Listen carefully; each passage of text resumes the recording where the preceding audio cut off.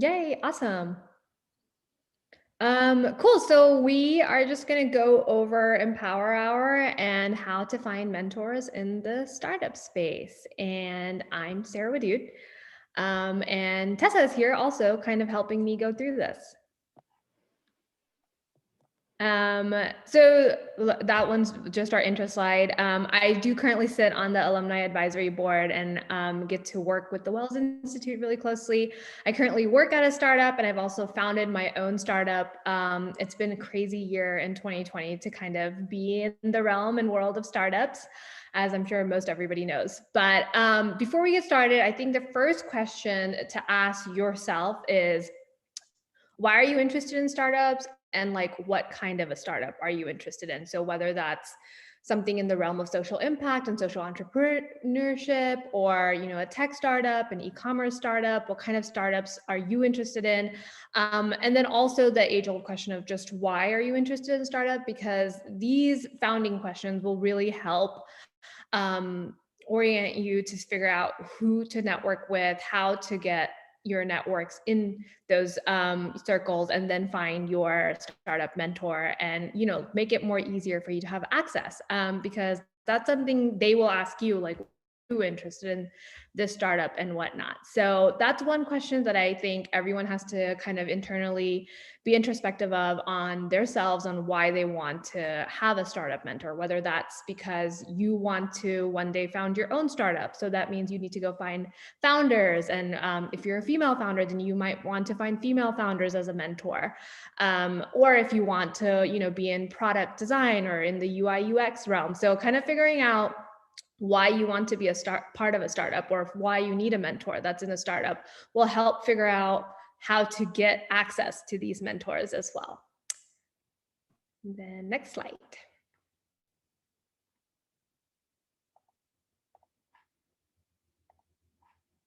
Great, next slide. Okay, perfect. Thanks, Tessa. No, sorry, go back one more.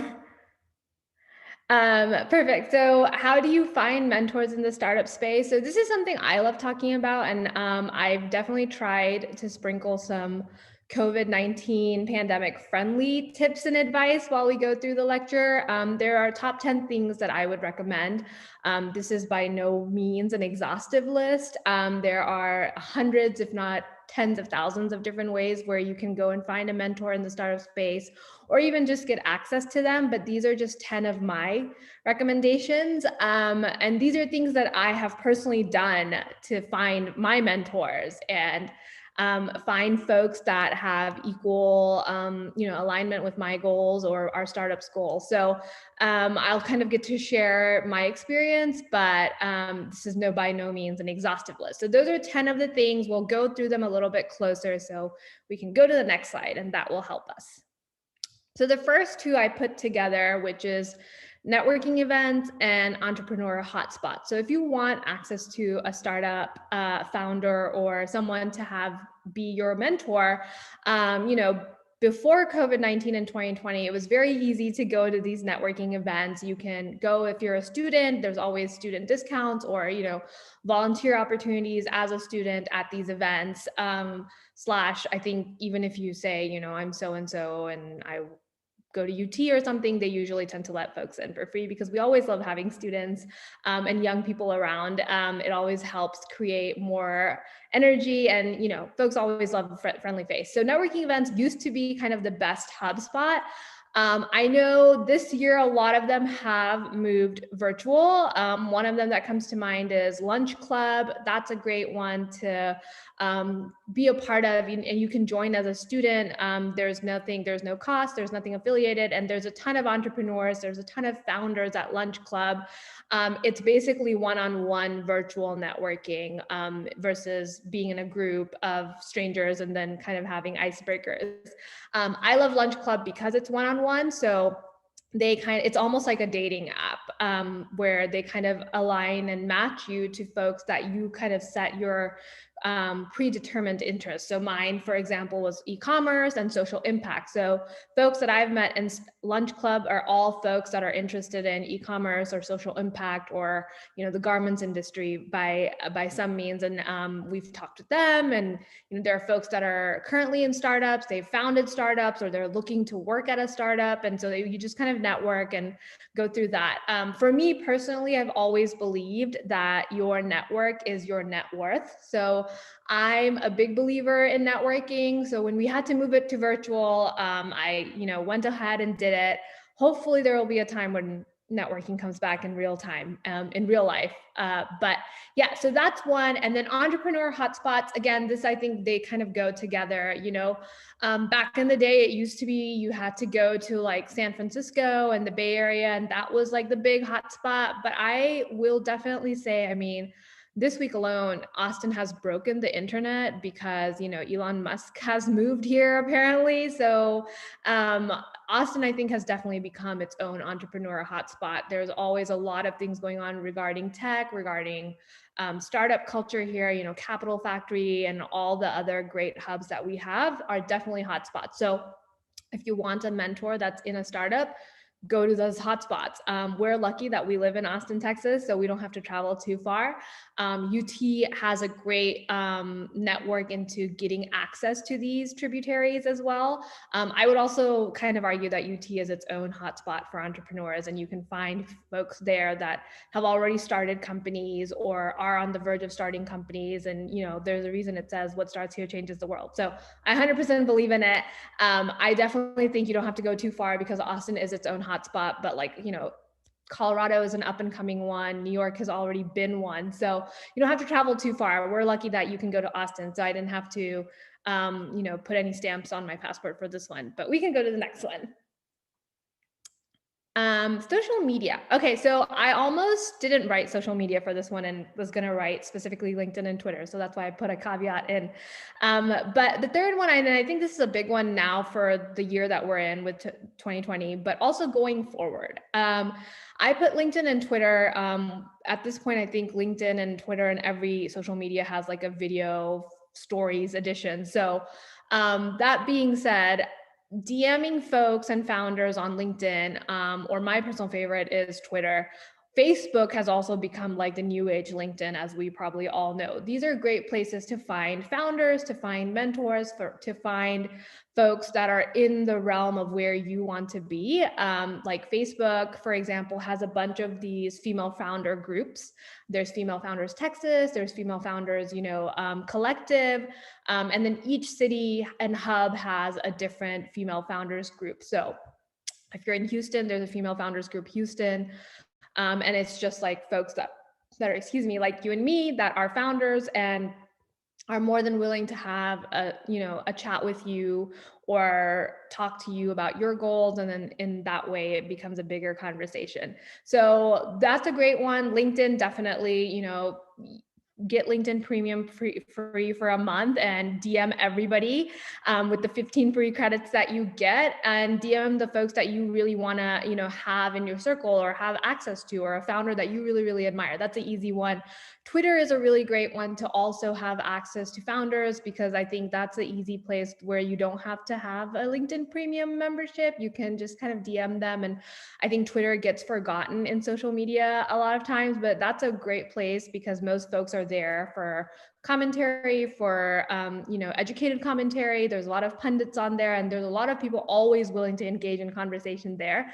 So for social media, I almost didn't want to write social media because it's not the whole gambit. There's specific ones. I would say probably not TikTok. I think that's a more funnier one. I don't think you're going to find your startup mentor there, but yeah, definitely LinkedIn, Twitter, and the Facebook groups are a great one.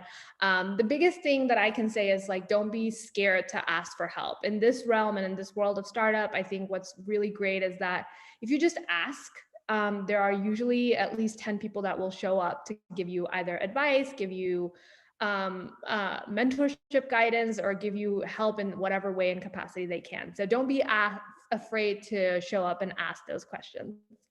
Next slide, please. Cool. So 4 and 5, again, these are two that I just in my brain kind of ranked together. So small business development center and industry centers. These are usually places that provide resources for startups and founders. So every city has one, like the Austin Small Business Development Center, or Pflugerville Business Center. Industry centers are kind of the same thing with like expos and things like that come South by Southwest, ACL.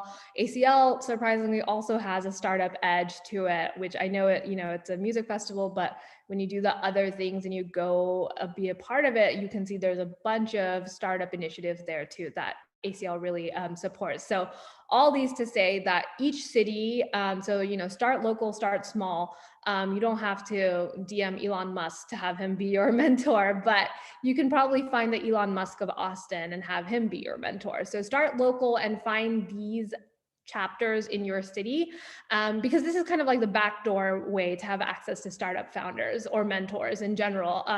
These are places that founders and folks that work in startup actually go to get resources, to get funding, grants, and whatnot. So you kind of come in through the side door and have access to whoever they have on their roster, find the startup that maybe you like, and then gives you access to figuring out who to contact and how to go about it. Next slide, please. Score and indirect competitors. Again, these are ones that I feel like can kind of be the same in rank. So Score Austin is another development sector here. So they have like 11,000. Score has 11,000 volunteers. And that's 11,000 volunteers nationwide. So that they have that many chapters nationwide. And they're, again, another one of those great initiatives that help support founders and startups with resources and funding and grants, and even help recruit folks to join startup. And so in that sense, this is a great hub and place to kind of find startups / folks that you are interested in talking with, engaging with in whatever capacity, because the conversation for later is how to get the mentor to mentor you, but this is just how to find those mentors. So I'm going to give you resources and places to find the places, or show up to places where they are and exist. The other part can be a different conversation. And then indirect competitors, that one is a bit tricky, but I think is also a relevant way to kind of figure out how to find mentors. So if you're, let's say, for example, you want to find a mentor in Bumble, which we all know Bumble is headquartered here in Austin. So if you, at this time, if Bumble was still small, wanted to go and have someone be a mentor from Bumble, you could go to Tinder and, kind of talk to some folks there, have them mentor you. Then if Bumble was your end goal, you can come back to folks at Bumble and strike up a conversation and easily talk about like, hey, I saw that you guys are doing this, your direct competitor or indirect competitor, Tinder, I had conversations with, blah, blah, blah. And you can bet that they'll want to have a very good conversation with you or engage with you in some way, in some capacity. In terms of this realm, I think what's more relevant for y'all is that finding mentors usually helps land those internships, secure those summer internships, and hopefully kind of, set you up for some role or something and career at these startups and organizations. So having a conversation with indirect competitors never seems to hurt anybody. Next slide, please, Tessa. Okay, so these two, I think, I'm pretty sure you guys all know about, because I did it a lot at grad school at UT, where I volunteered for Trip Fest, I volunteered for ACL and South by Southwest in any capacity, in any role. Volunteering is a great way to get yourself out there, get your name out there, get yourself recognized by the organization, and then just kind of network and find folks there that have the same kind of goals. And hello, if you're volunteering at an organization, you guys have already kind of checkmarked that one first step. You'll now be able to talk about that organization, that activity or festival, whatever you're volunteering at. That's a great place to find mentors. Some of my greatest mentors have come from just me volunteering and striking up a conversation at, whatever event we were at, and then just staying in touch. And then friends and family, this is another one that I feel that speaks really greatly to something that we tend to forget. We tend to forget that our friends and our family, and that being mom and dad, also have a pretty good network and setup, and we tend to underplay or undervalue those. This is your kind of place and permission for me to not do that. Don't undervalue your friends and family, because they probably have their networks that can help you, reach out to folks that you want to. They could even help guide you to folks that you want to have access to. I know it's not cool to go to mom and dad sometimes, but some of my folks that I have found to be investors or mentors have come from our friends and family round. And that's so important, especially when you do become a founder and you have to raise a friends and family round. So definitely don't undervalue or underlook your current network. Again, that's where I feel like, your network is your net worth. And so don't bypass the current network that you have access to and forgo that just to have access to, the higher network that you kind of are wanting to have and be a part of. And then next slide, please. Okay, cool. So this one, email, I put in there because obviously we're in 2020 and it's pandemic, and we're about to be in 2021. And email has been the greatest champion, I think, for this year in terms of how we network, how we get access to folks, and how we even have a conversation. I mean, my email has been exploding. There are times where my inbox, I literally can't look at because there's just too many conversations happening there. This is a great place to find founders, to find the startups, to find mentors, to find, all of that. If you are a founder, then this is a little secret that I'll share with you guys. So hunter.io is and it's not an app, it's a website you go to, you type in an organization that you want an email for. So say I want Whitney Hurd's email. So if I typed in Bumble and then Whitney, it will actually find her exact email and give it to you. So that's the greatest asset as a person. So as a founder, I know I've used hunter.io to figure out, okay, I need said investor's email and I need him to talk to us. So how do we find it? So this is kind of a backdoor way for you to find a startup mentor, is to go to hunter.io, find the person that you want and have them figure out what their email is. 9 times out of 10, they have the right email. And so their database allows you to kind of give access to that. And then it's just about sending the right email and saying, hey, I'm so-and-so, I go to school at UT and, I'm looking for a mentor in this space, or, hey, I'm so-and-so, I really am interested in what you're doing, would love to have a chat with you in some form. Here's my calendar link. And then it just kind of is so easy. They just need to find your calendar, set up a time, and it's good to go. So I don't think email and email networking is going away for a very long time. I mean, folks in startup world are investing so much into email marketing. So I felt like this was a really great way to kind of find your channels to get networking. And then obviously through email, get one of them that we missed on social media was Slack. Slack has become, I think, the 2020 savior in terms of networking. There are so many subgroups, KS has their own, the Wells Institute has their own Slack channel that if you're not a part of, definitely join. But Slack has been a great way to get in front and communicate with folks. So that's one that I would say, join those sub channels that you feel are interesting, because everybody on there is wanting to help you shine in some capacity, or find you a mentor, or find you an internship, or whatever it is that you're looking for. So join Ladies Who Lunch. That's a Slack channel. Ladies Who Launch is a Slack channel. Female Founders is also on a Slack channel. So all of those subgroups on Facebook have all got an ulterior Slack sub channel that you can easily be a part of and find folks that are a part of a startup that you want to have access to. So that being said, I don't think email is going away either. That's a great place to start and have some of those conversations of how to get access to mentors. And then I think that brings us to our last slide. So this one I put out there, this isn't a numbered recommendation, but the conclusion of this should be that you just need to get out there, get yourself, obviously not physically out there at this point because we can't, but get yourself out there virtually and when we can safely in IRL as well, and just be open to saying yes to whatever conversation and opportunity comes your way, because those will be the ways you kind of find those right mentors, find those right connections, and find that network that you're wanting to be a part of. So don't be shy about being a part of it, being a part of the conversation and engaging in that dialogue. That's the only way you're going to make this work. And I think that kind of ends our session.